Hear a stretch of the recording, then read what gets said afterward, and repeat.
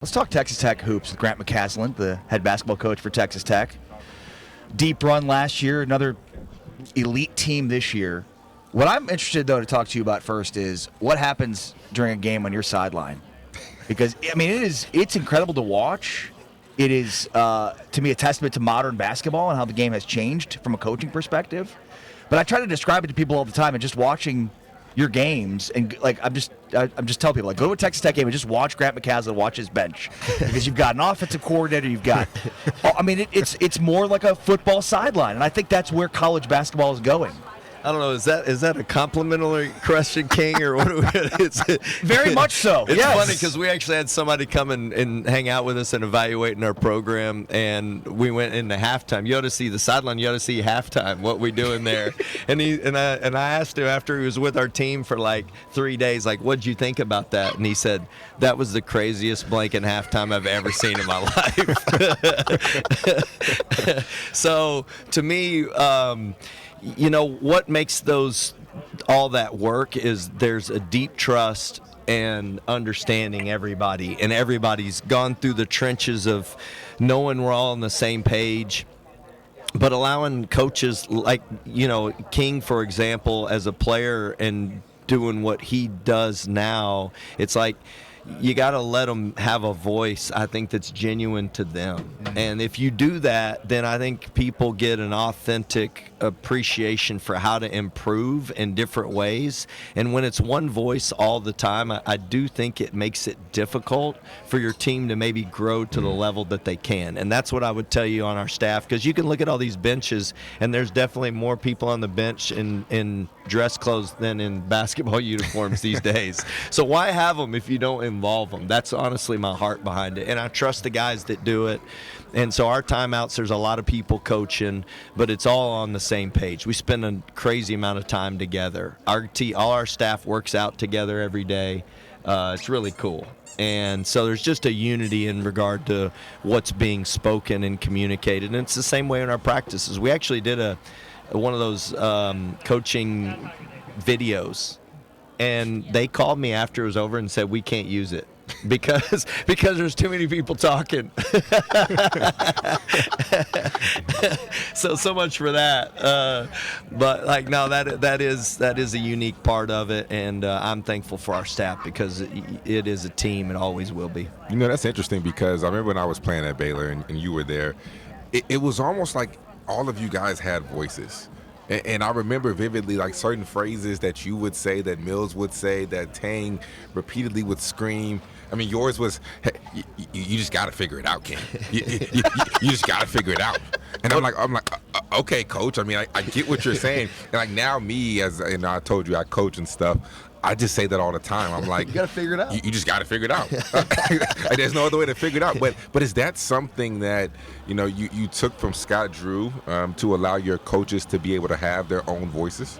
Yeah, that was a big part of the journey. And I left that situation, honestly, and I would tell people that would come hang out with us at Baylor, because at that time, our program wasn't held in the highest of regards all the time. People would say negative things about whatever, because honestly, Coach Tang and Coach Mills had both coached in high school before that. And I got in there and I told anybody. I mean, I was really close with Matt Painter at the time. He called me and was asking about something. I was like, I'm telling you, Jerome Tang and Paul Mills are going to be head coaches. Those dudes are so good, and that's what people don't get, was just the ability to communicate that shows you, King, what a horrible coach I was at teaching. If I said just figure it out. But honestly, that was a way that I had understood as a junior college coach to say, like, there is a better version of our team when the team is coaching itself in that way. Yes. You know what I mean? Like, when the ownership on the team is more like, this is what we need to do, not let's do what coach is asking us to do all the time. And that was part of what was great about being at Baylor, and I'm thankful for Coach Drew, obviously, because I wouldn't have the understanding of how to help run a Big 12 program if it wasn't for him. In Elite Eight run last year, you lose to the eventual national champions. So you've got to take some solace in that, right? I mean, No. But, but I mean, what an incredible game. Came down to the finish. Things might have been differently if you guys were fully healthy. That's sort of the name of the game. how do you approach this season? Do you go back and watch the tape from the end of the last game? Do you evaluate that, or is it just move on to the next one? Oh, no, we jumped. I watched the film on the way home that night. And just stared it in the face, and I'll watch possessions of that game just about every day, every couple days, honestly. Wow. I mean, I just taking bits of it to try to figure out what the edge that we need to continue to grow in to separate ourselves in those moments. And, this basketball is basketball, and those games are like micro seasons in themselves. Like, crazy things happen. But I will tell you, as a coach, just the best thing that we can do is admit our mistakes regularly with people around us and with our teams, because we don't have anything figured out, and everybody wants to assume that. But you want to talk about one thing I've learned is that I've got to get better. And honestly, if that can be the heart of myself, of our staff, then I think our players take that. And there's a lot of things, honestly, I would do differently, but it doesn't have to do with the things that people think, And a lot of those are deep convictions in regard to how you prepare months in advance for a game like that. It doesn't even have to do with the plays. In games. themselves. Yeah. Coach, we talked a little bit with JT about this, but, this year he's picked preseason Big 12 Player of the Year. Last year he was Big 12 preseason Player of the Year. How do you coach, from a coach's perspective, how do you coach a guy like that has so many expectations and delivered at such a high level last year and is almost under this pressure and the scrutiny to do the same thing again? And if he doesn't do it, then it's almost deemed as a failure. How do you as a coach go about coaching him day in, day out? Well, I think the most important factor, and you said it, is you have to keep – honestly, it's the attack that we have every day, and it's specific to the team. It has nothing to do with JT. That's what I would tell you. It's how do we put this together and take the pressure off of him being something spectacular for the purpose of being Big 12 Player of the Year. Because that only happened, and actually he had the worst start in Big 12 play, probably of any player I've had. I mean, he didn't play very well at Utah, and then he didn't play very well at BYU, and we played UCF at home, and it was his first game back, and he wasn't great, and we lost that. I mean, it was just like the first 3 games in the Big 12, you go look at the numbers, he was just below average, and it was just really how you finish, how you grow, and how you get better. So our whole focus will just be getting better, man. It won't have one thing to do with the expectation of what people have for at the beginning. It won't, man. It'll be like, where are we going to be when this thing ends, and to challenge our team to be the best we can be. And he'll get behind that because he's such a winner.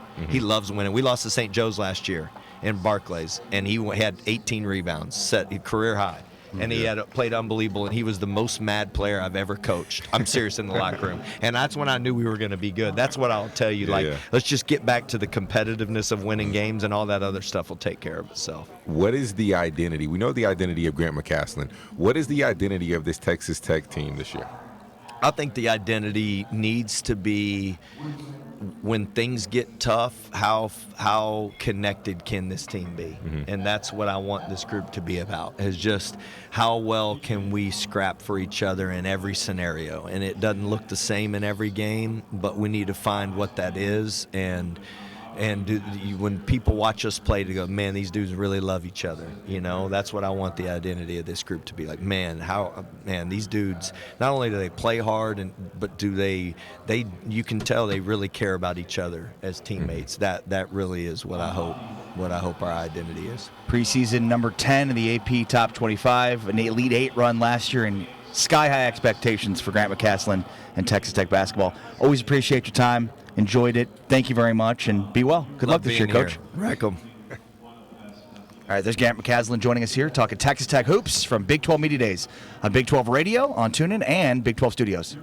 Talking Texas Tech hoops, along with King McClure, the former Baylor guard. I am Ari Temkin, and we're joined right now by Chris Anderson and JT Toppin from Texas Tech. 2 big-time players. JT, the Player of the Year last year in the Big 12, and the preseason Player of the Year. So how do you outdo what you did last year? Really just do what I did every day last year. Just keep going day by day and just keep competing. How close were you to leaving? It was a long decision, very long decision, but I just felt like Texas Tech was just closer to home for me for this year, so it was best decision for me. Are there things that you felt like, all right, if I work on these things, then I can get to the next level and get drafted where I think I should be? Yeah, for sure. Most definitely. Just get work on my skill a bit more. Most definitely, it was a best decision. So what'll be the biggest difference that we see in your game this year compared to last year? I'll be ball handling it more. I'll be shooting a little bit more shots, and yeah, really just mostly ball handling and shooting. Same thing for you, Christian, because I watched the Texas Tech Oklahoma scrimmage a little bit, and to me it looked like your playmaking skills have gotten so much better. I mean, last year you were a scorer. This year it seems like they're really trusting you to hold it down at that point guard spot. So what is it this offseason that you spent the most time working on? I mean, I worked on a lot of my body and just basically getting my weight up, trying to be like a little bit more physical, handle a little bit more pressure. But I think I've always had the capability to, kind of do what you saw, like, ball handle, make plays, be off the balance a little bit. But yeah, it's all about, roles and fit. And last year I had to do what was best to fit the team. And this year I'm going to do what's best to fit the team again. And if that's more ball handling, then I'll do it. And, Coach Mack and the staff believes that I can do it, and they've seen me do it in Germany and all these places. And I think that's where I'm most comfortable in myself too. So I think it just comes natural to me. But yeah, I think passing is definitely something that I'm ready to show this year more too.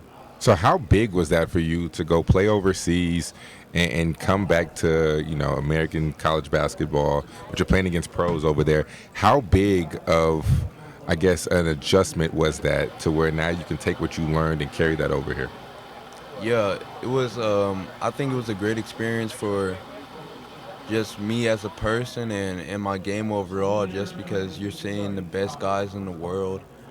And then, players like Dennis Schroeder and Franz and guys who are super good at what they do at the highest level in basketball, and just kind of taking their work ethic. And I've always had a strong work ethic, but seeing how they take care of their bodies too, and how they lead on their teams, and do all that kind of stuff, I think it just helps me see and helps me bring it to Texas Tech and help me see things in a new light. And I think it's just going to progress the team and change my mindset of seeing things. And Coach Mack's also doing a great job of helping me get to that point too. So I think that's kind of the biggest jump, that playing over there and playing against guys like Luka and all those guys and seeing how they do things has helped me jump, and it's helped me progress so much as a player too.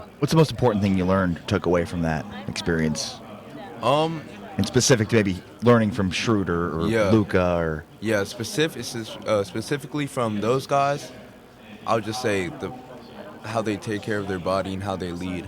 Like Luka, especially Schroeder, and Franz, they're super vocal guys, and you can't get to that point in life kind of not being able to open your mouth. So kind of that's the biggest takeaway I've had from it. Yeah. JT, how much pressure is it for you last year, right? Last year you were a player of the year in the Big 12. This year you were picked to win player of the year again. How much So basically pressure? you have to do that or it's disappointing.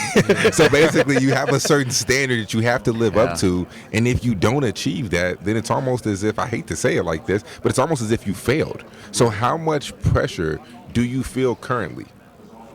Not really none, to be honest. I feel like if you got pressure on you, that means you're doing something right. That means you're doing all the right things. So I don't really got any pressure on me. I feel like I had more pressure on me last year, just coming from a mid-major conference, trying to step up my game on the big stage. So this year it's really just the same mindset, the same work ethic. So it's not really that much pressure, but it definitely, seeing all this stuff is like different. It's like, okay, hold on, like I'm getting a lot of these accolades. I gotta stay humble, be low-minded, but it's not really no pressure. I just say it's just a lot of thinking into it. All right, let's get real. So with the accolades and everything that both you guys are getting, and the amount of money that I've been hearing that you've been dished out, all right, how do you stay humble as a 19, 20-year-old kid with all of this money, all the success. Because look, I feel like when I was at Baylor, right, I was feeling myself, and I ain't had no money, right? I was broke. Right? We was getting $1,500 checks a month, and I was broke, all right? Yeah. So how, as a 18, 19-year-old kid with all this money, all the success, and being a college basketball player, how do you remain humble throughout all of this? Because I just feel like it's not the end goal. Like, at the end of the day, I got a passion for basketball. So, like, I definitely got a dream of making it pro, going to the big leagues. So I just feel like it's not the end game. So, like, I can't just get too excited just because, I'm doing this, I'm doing that. I got to stay level, keep working to get to my dream, because at the end of the day, that's my dream, that's my goal. So really just not get excited. I mean, you're going to get a little big head now and then because, it's a lot of opportunities that come with that. But really just because I got a dream and I really got a passion for basketball, so it's not the end goal. Christian? Yeah, kind of like JT said, it's not the end goal, and we not playing to be college players, and we're not playing to get money in college. Like, I don't know, it's hard to get cocky when there's a bunch of players better than you, and you got so much more to achieve and reach. So, and with the new NIL landscape, it's changed college basketball, and I think it's allowed us to focus on what's really important. I mean, school and basketball, and we don't have to worry about financial things. So, and I think it just makes it so much easier for us to accomplish our goal and stay humble in the process, because we're trying to achieve much bigger things, and what others might say is getting money now. We're trying to win championships and reach our lifelong goals. So that's how you stay humble, I would say. These are two of the key pieces to a top 10 AP top 25 team in Texas Tech, and JT Toppin and Chris Anderson. Good luck this year, guys. Appreciate your time. Appreciate you.